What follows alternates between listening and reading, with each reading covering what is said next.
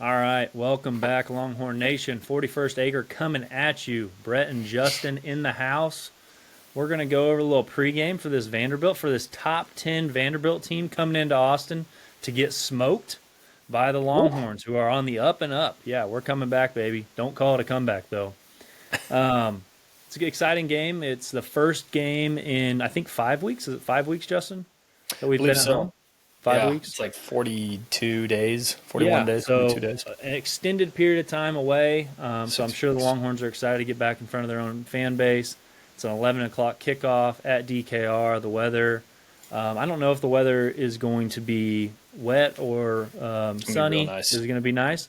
Yep. Okay, because I know somewhere like on the north side of Texas, it's going to be a little bit rainy on Saturday morning, but we are expecting a cold front. So this will be the first like fall weather type of game at DKR this year, which I know everyone that's going will be very excited. I'll be skipping this one this year. I've got Halloween plans the night before and some hunting plans for the next couple of days after that. So will not Nice. be at the game, but I know Justin will be. Justin, what are some of the what is Vegas telling us about this game? Well, Vegas has Texas as a 2.5 point favorite with an over under of 44.5. ESPN analytics predictor has a 70% chance of Texas to win this game. Hmm. I don't know how, after watching the past few games of both these teams, this is the spread. It's basically saying it's a coin flip because typically as a home team you get a 3 point bump. So they're basically calling it a coin flip, which I'm fine with them doing because I do think while Texas likely has the talent and just athletic upper hand, Vanderbilt's still got that dog in him. I mean, we've seen Diego Pavia do it all last year and all this year. He's, what, 37, 38 years old at this point. So, Yeah, I mean, I he can get it. cash He's in his IRA, I think, next year. nice. Mhm. AARP coming in. Oh, he's he really is a dog. He comes in here and he has a bone to pick, quite honestly, with Sark and the Yes. Texas team for how things went last year and some of Sark's comments about who he thinks should be and shouldn't be allowed to play uh, in college. I mean, Diego Pavia, his role model is Johnny Manziel. So if there isn't enough Texas hate in this kid's blood and veins, then I don't know. Find another player that does. At the end of the day, it's a low over under. For whatever reason, Texas is still getting some home cooking, and I don't know if I understand it. Obviously, I want Texas to win, but I think this should close closer to a pick'em game versus a 2.5 point favorite for Texas. But let's see where the money comes in. Yeah, I mean, I do think it's shocking, and it makes you wonder. Like, does Vegas know something that we don't know? We've watched every Texas Especially with game no Arch right now. with a Technically, don't even have Arch. huge question mark at quarterback. Yeah, Our other quarterback has thrown two meaningful passes for the Longhorns this year, albeit one of them was for a touchdown that won us a game in overtime, and right. the other one was in a somewhat of a comeback attempt against Florida. So, you know, yeah, he looked poised, but yes, absolutely. Like the fact that we don't even have our starting quarterback, and you can give us 2.5 point favorites at home against what seems to be a really good Vanderbilt team. They kept Alabama close. I think that's their one loss on the year. They handled LSU. They've what other teams have they played this year? I'll Significant get them teams. going here for you in a sec. Yeah. So their Um, last three games lost to Alabama 30-14, okay. beat LSU 31-24, and honestly, that game wasn't that close. And they beat Right. Missouri 17-10. Missouri. Okay. And Missouri lost their starting quarterback too in that game, as I recall. They did, yeah. I will Yeah. say So Zollers, the backup kid, isn't bad, but yeah, they didn't have Prabula. Vanderbilt, who historically has the hardest season in the SEC year after year, seemingly is having a pretty easy schedule this year. And everyone on the opposite side, everyone who has Vandy scheduled doesn't look past it like Nick Saban used to. Hmm. It's a real game now, and to the credit of Diego Pavia, as much as I also agree. I mean, I agree with Sark's comments, and Sark's comments for those who heard Justin mention it yeah, Sark essentially was asked, what, like, essentially who should be eligible to play in college football. And Sark made a specific comment about, like, hey, we don't need 25, 26, 27-year-old guys playing college football. He's like, there needs to be a path for young guys to be able to play. He's like, college football is meant for those kids that are 18 to 22 years old. That's kind of the basis of it. It's not meant for that. So it wasn't necessarily directed directly at Diego. It wasn't personal with Diego, but it was certainly taken that way by Diego, and Diego Well, heard it those was comments. in a question It was about related to Diego Diego, Pavia's availability. but So, not specific to him. right, that's No, it fair. was in general, you know, like who should Brandon Whedon be able to play college football when he's 30 years old? He had all the eligibility, man. Yeah, yeah. So, Because if that's the case, then Quan Cosby also couldn't have played for us. So, because Quan yeah. Cosby played baseball first and then came and played football. So, those, I mean, yeah, Pavia has all the motivation, and the guy is a gamer.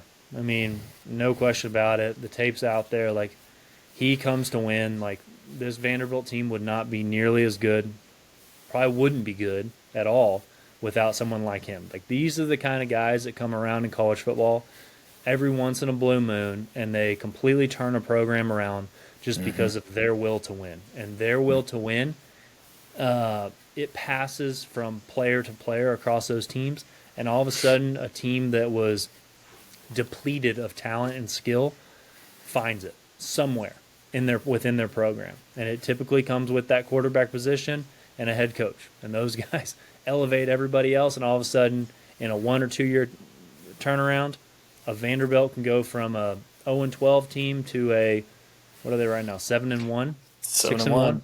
So they're already bowl eligible. It's just crazy. It's crazy. It's like we're living in the Twilight Zone. Yeah. No, you're right. You're absolutely right. And I mean, these guys gonna like, what is it? Bring your lunch pail, like strap up your chin strap, because like he's gonna be ready to play every down. Yeah. And I think that he showed that last year. So we made the trip up to Nashville last year, and the game seemed like it should have been out of hand, but kind of one thing doesn't go your way, like okay, another thing doesn't go your way. All right, like you kind of keep him at arm's length. And then the next thing you know, it's a one-score possession in the fourth quarter because they just never say never. They never gave up, kind of like what Texas had to do last week, right? Yeah. So, I think if anything, like what Texas defense needs to do is just play their position, right? Like what is your role on this particular play? Like what is your job to do right now? Is it go hit the quarterback or is it cover the tight end? Is it take this block so your linebacker can do something, or are you blitzing the guy? Like, Yeah. Everybody's got to stay assignment sound. And if you get a chance to hit him, I mean, don't try to hurt the guy, but you need to make him feel it, right? You got to make sure that when he sees one of those burnt orange jerseys flying at him, maybe he's trying to duck and cover, and maybe you can knock some of the willingness and the fight that he has. Like bring it down a little bit because he's going to come fired up. He thinks that they should have won last year. He thinks that they should have won every game this year. He had everybody in Vanderbilt fired up to play against Alabama after beating them last year and trying to go to Tuscaloosa and do it again this year. And for a while there, it was close. So It was. They played them tight. They did. So I'm looking forward to this. Unfortunately, I'm actually not able to go to this game. We donated our tickets to a good cause, and they raised some money. So we just shipped them off actually earlier today to a lucky winner. So I hope she has a great time at the game. I think it's her first one to go to, so that's awesome. That's cool. But I'll be watching, yelling from the couch, much like the last couple of weeks. Hopefully yelling all good things. We will we'll see how it goes. What's the biggest thing besides, take Arch out of it. Maybe that's where we start. If we've got to go with Caldwell, what are your biggest things we're looking for out of Caldwell right now? Out of Caldwell? Oh, my gosh. Okay, so Arch is not playing. We got Matthew Caldwell in. I don't question his ability to run the offense. I think he can run the offense, just based on Sark's comments. I'd be much more concerned if it was What's the KJ Lacey, Cypress kid's name? What? KJ Lacey or Trey Owens. Trey Owens. If it was Yeah. Trey Owens coming in, KJ Lacey too, but Trey Owens has a year seniority there. Like I just, inexperienced quarterbacks with a very complicated pro style system like Sark runs, I'd be a little bit more questioned. But my understanding is that Caldwell has a good understanding of the playbook, so I'm not worried about it from that perspective. I also think he's got the nads to go out there and ball too. Yeah. Like I don't think it's an over intimidating thing, and I think it's a really good thing that it's at home for him. So Yeah. he's not stepping into that away environment, even though it seems like he could if he needed to. So I'm not worried about his confidence going into it. I think he is confident. I think he's got some gamesmanship too. I mean, we talk about Diego being a gamer. He's he seems like a gamer. Like he's willing to step in there, step up and make a hard throw right across the middle to the back pylon last game, as we all know. So what am I looking from him? His connection with the offense. The one thing that I noticed, he played 2 plays. So one of two plays, there was a false start penalty, right, on the offensive line, and I think that might have been their only false start penalty in the entire fourth quarter, and overtime, fourth quarter and overtime, and it seemed like it was just a miscommunication. So. Yeah. How is he going to be able to cadence. communicate with the offense? I think he probably knows the playbook, but can he get everybody organized? How much will everybody gel, specifically with that offensive line and him? Like, is he going to flow back there behind those guys to be able to find the right protection packages and all that kind of stuff when he's talking to the offensive line pre-snap? That's going to be the thing I'm probably going to be looking for the most. Is what is that communication? What does that connection look like with the rest of the offense, but specifically the offensive line, since the offensive line's been such a detriment to our team this year? Yeah. Yeah, I think I'm 100% with you there. Just the fact that Caldwell, he does seem like a gamer. I think he's got some moxie. He played at Troy before. Troy's a pretty good team for their conference, if memory serves. Like maybe they're not the most competitive every single year, but they definitely have years where they pop up and they play pretty damn well. So I think you'll see a comfortable Matthew Caldwell back there. Yeah. If he has to play. Again, we're playing under the idea that Arch is unable to play. I don't know if the playbook changes all that much, like you said. I mean, he seems like he knows the playbook pretty well. He seems confident in his throws. He's pretty mobile. I don't remember what game it was, but he ran for like 20-something yards earlier this year. I think it was against San Jose State. Is that right? Yeah, I think that it may have sounds been right. San Jose State it may have been Sam Houston. Because I didn't make it to Sam Houston. I made it to Sam Houston, and I remember seeing him run. And he's number 18. Arch is 16, and I was like, "Look at Arch go!" And the guy next to me was like, "That's not Arch," because the numbers just look so similar. Right. And I just go, "Whoa!" Like, okay, Caldwell, keeping you in mind. Like you kind of look like you know what you're doing. And when he came in, all he asked from Coach Sark, he said, "I just want a chance. Just give me a chance to be able to play, prove myself. Like, I understand, not going to beat out Arch, whatever, but let me be the backup, right?"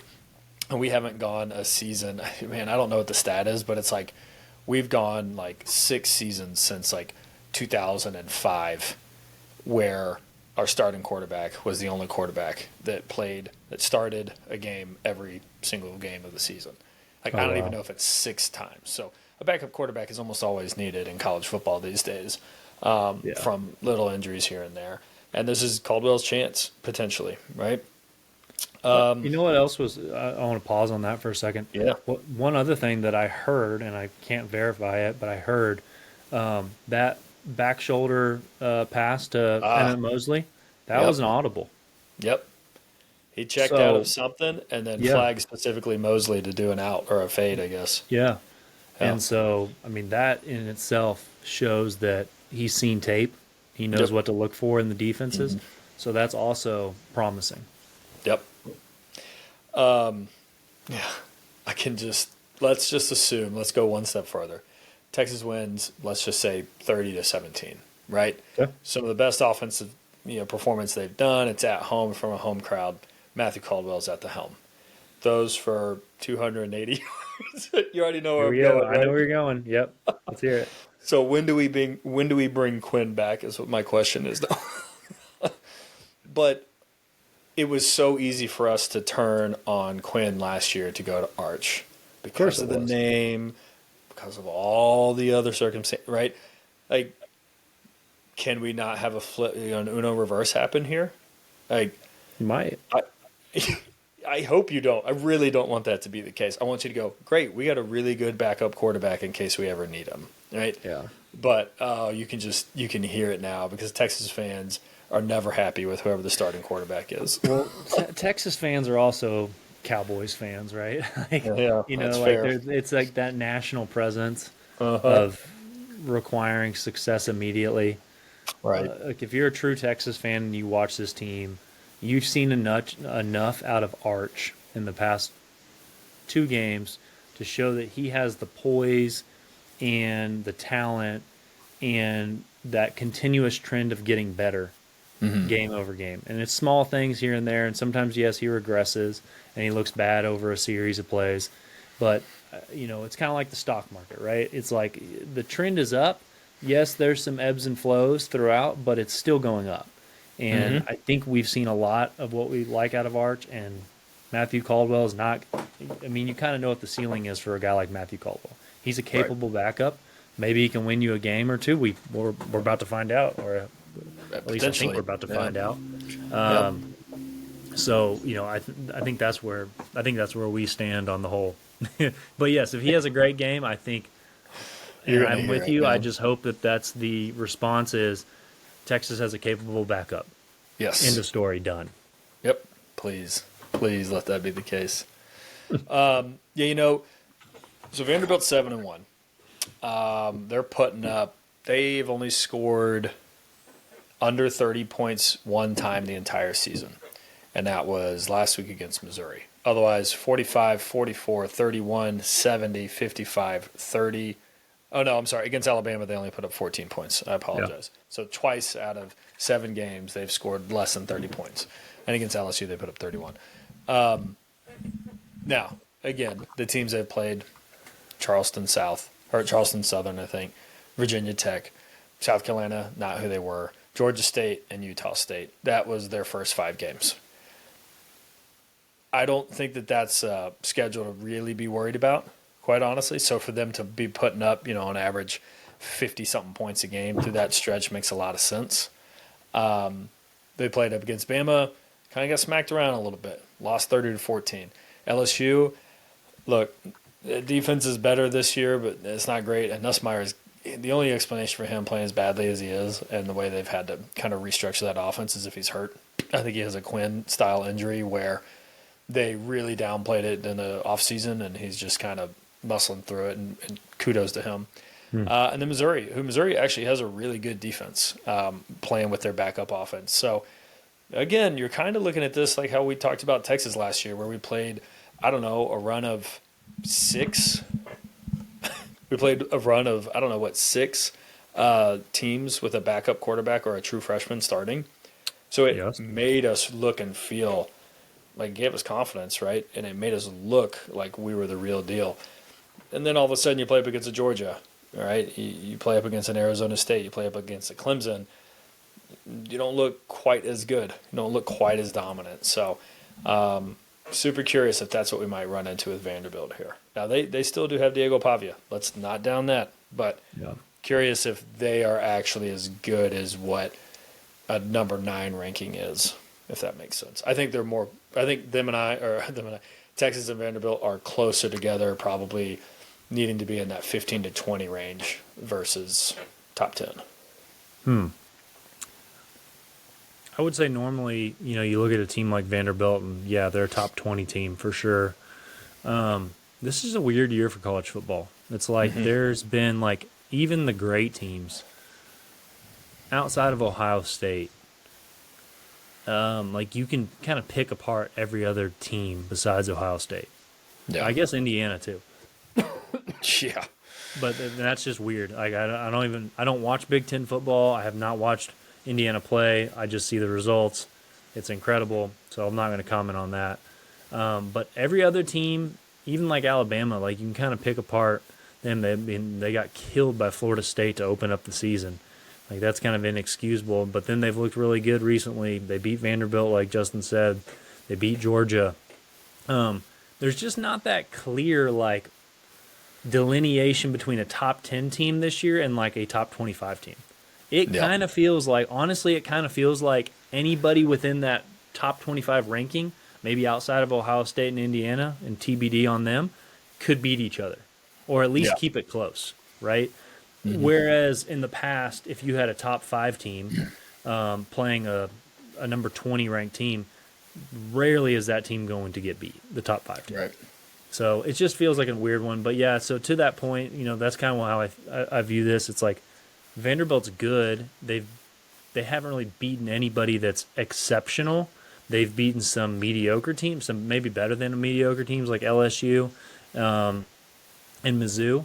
But, there's just really no one else to put above them in the ranking system. Yeah. Yeah. And that absolutely could be the reality of the situation there is, all right, fine. If there's no one else that belongs to be or that should be in front of them, then so be it. They're still 7-1. They are what the record says they are. They are 7.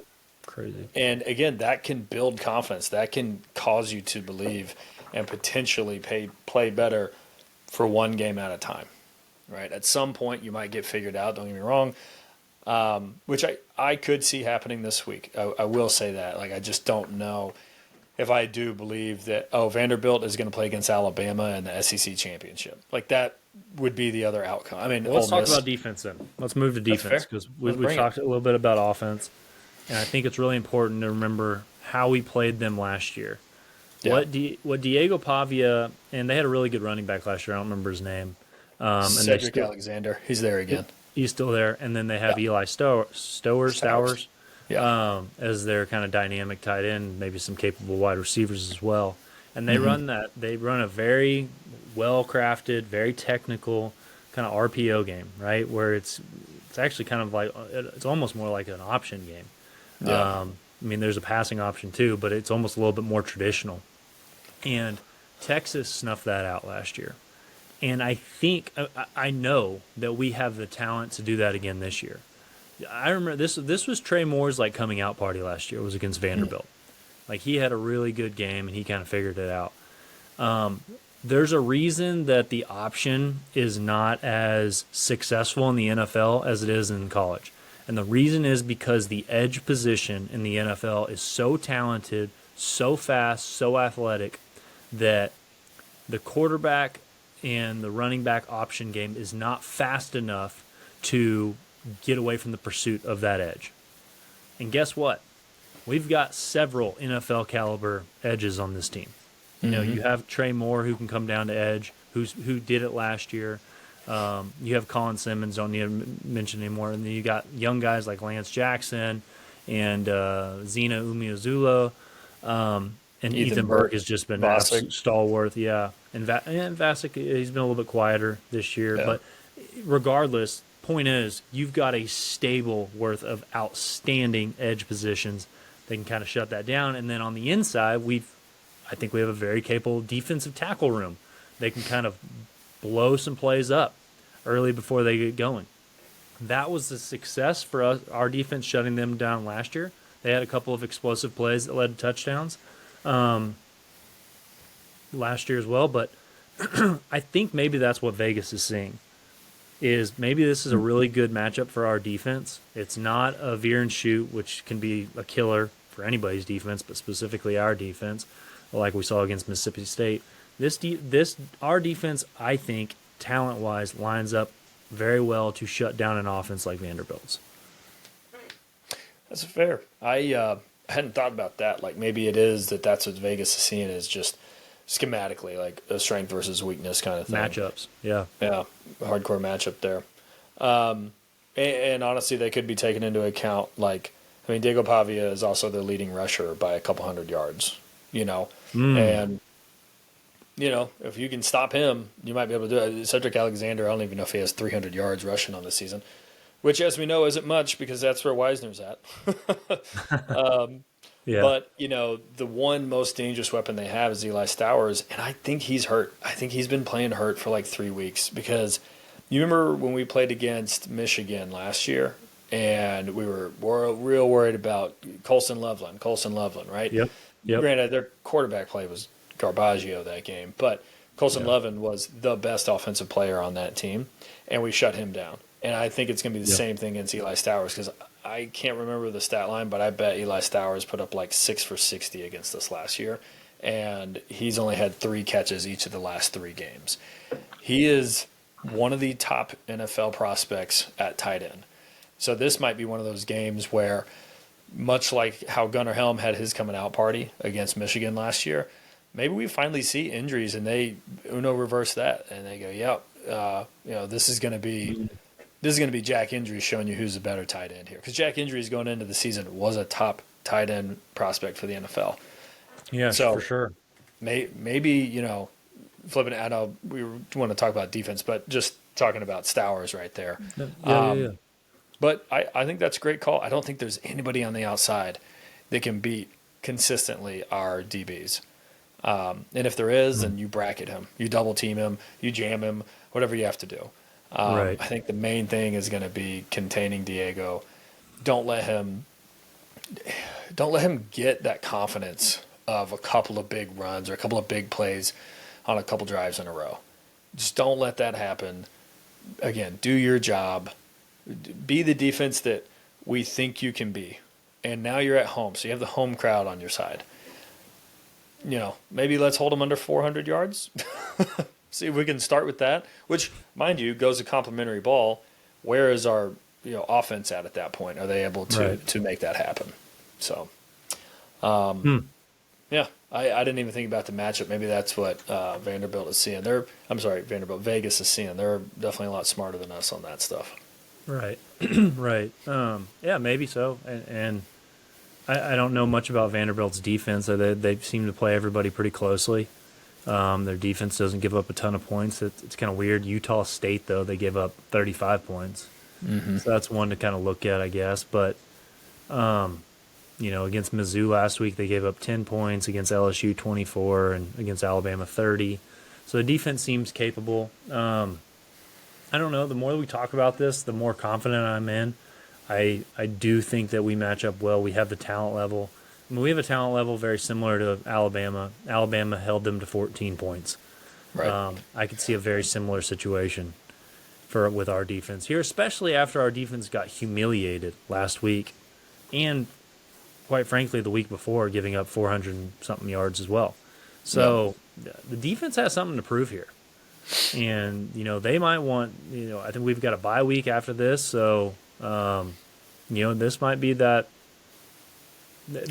just kind of a re-coming out party for the defense to say, no, we are a top-tier defense, Yeah. Got embarrassed last week, won't happen again. Yeah. Yeah, my bold take for the defense is way out the window. I think I said that they'd hold them to 10 points or less a game. Our bold takes didn't land at all. That's why they were so bold. They were they were bold, but also had you told if you had said that we already have 2 losses going into this week, and this is a very easy potential for a loss this weekend, I wouldn't have believed you. I mean, our predictions were 10-2, 11-1, and 12-0. Right. It doesn't look like any one of us is going to be correct at this point in time. But I digress. Let's tie this thing together and wrap her up. So, what is your player of the games? Players to watch? Yeah, you can do player of the game. Just do a little recap of what you think is going to happen, player of the game, and your score prediction. All right. Score prediction. I didn't think about that one yet. I think player of the game, defense, I think you got to go Ant Hill. He is playing at All-American level this year. He's on an absolute tear. Maybe Colin Simmons gets back into the sack column this week. I think he's had 5 sacks between the OU game and the Kentucky game, and he had none last week. But Anthony Hill had 2 or 3 last week. So they kind of you can't stop both of them, right? It's one or the other, which is such a great problem for Texas defense to have. So I think it's Ant Hill. He's going to be able to play the run really well. He's fast enough to chase down anybody in their backfield. So I think it's going to be Ant Hill. Just he's probably going to have to take over the communication on the defense and make sure everybody's in the right spot and saying assignment sound. Offense, dude. I know that I've been texting and I've been saying this that I thought Emmett Mosley would be the guy to have that Matthew Golden rise over the season. He didn't get to play at all in the spring, obviously. He didn't get to play at all in fall camp. Really starting to come on here in these last few games. He's makes important catches. He's got great hands. He's amazing at separating. I think that he's on his way to being the best receiver on the team. Caldwell looks to have a little bit of momentum going with him. So either if it's Arch or Caldwell, whoever it is, I think Mosley's going to be a guy we got to look out for. Bold prediction would be we run for 100 yards. I hate to say that, but that's a bold prediction at this case. And you want to do score prediction me right now, or you want to do that afterwards? Yeah, go ahead and close out yours. Yeah, man. They're coming back home. I think they're going to play with some fire. I think, again, it'll be a low possession game. So I'll see 44.5. We're favored by 2.5, which is I just don't know what to believe there right now. Man, I'll say 23-17. Yeah, keep it good tight. prediction.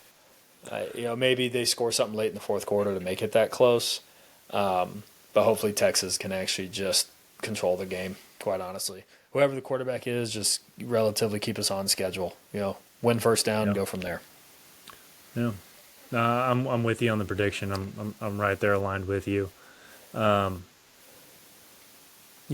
am cautiously optimistic about this game, even though we've had some very close games in the past two, and this is a much better, much more improved team than either one of the teams we played last week and the week before. I see it being a close, low-scoring game. I think Vegas is right in that. I think it's in the 40-point ballpark as far as the over-under goes. On the defense, I think it's going to come down to edge play and being disruptive. So I'm with you. Colin Simmons, Trey Moore, those are probably my two guys that I'm going to be looking at. I think it could be Trey Moore. For whatever reason, football, kind of like basketball, like some guys just play really well against certain opponents. It's kind of that matchup concept. Yeah. And Trey Moore had his coming out party against Vanderbilt last year. I'm pretty sure it was Vanderbilt. I think he had a couple of sacks and some good hits on Diego Pavia. I'm going to say he's going to be our player of the game on defense this week, which will be fun because I don't think I've heard his name in a couple weeks, actually. On the offensive side of things, I love the Emmett Mosley call out that you had there. It's hard to look past that one. I do feel like, though, we're going to have to establish a running game for this one. So, I'm going to say let's get C.J. Baxter going. I saw a couple runs out of him last week that I liked. Like he actually broke a couple tackles. Trey Wisner never seems to get yards after contact. I think C.J. Baxter's finally starting to feel healthy, putting it back together. Let's have a big game out of C.J. Let's give him 100 yards this week. Probably his first 100-yard game in 2 years. So that'd be awesome to see, especially if we can get this offensive line moving. Yeah. But overall, like I said, I'm feeling cautiously optimistic. I like the matchup for our defense. I don't think they're going to be able to spread us out. I think we've got too much athleticism, too much skill. I think we hold them to 14 points, very similar to that Alabama game. That's kind of my benchmark. And I'm with you. You said, what'd you say, 23 points we score? Yeah, if it's Caldwell. If it's Arch, I'd be interested in going a little bit higher, maybe 27-17. But if it's Caldwell, 23-17.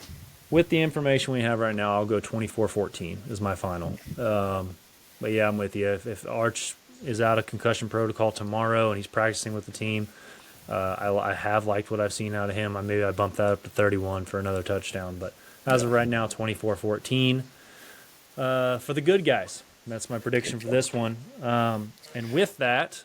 Real quick, bonus question. We didn't talk about special teams. Niblett, as we talked about in the recap of Mississippi State, has been on fire the past 3 weeks. Came out of nowhere. He is absolutely just a secret weapon. Hidden yards in the past 3 games, no doubt. He's averaging 25 yards per return. He's got 2 touchdowns and almost 2 more touchdowns in the past 3 weeks. Do they punt to him? I think they're going to have to. I think they're going to have to. Got to punt it out of bounds. I mean, they're going to be in situations where we're going to have them pinned back. They're going to have 3 and outs at the 20, 25-yard line. If they kick it out of bounds, they're risking putting us at midfield. I mean, maybe it depends on who we roll out there, right? Like if we're rolling out there Matthew Caldwell and they're not scared of Matthew Caldwell, but if we're rolling out Arch and the offense is starting to look a little bit more poised or we have a lead, they've got to punt to them.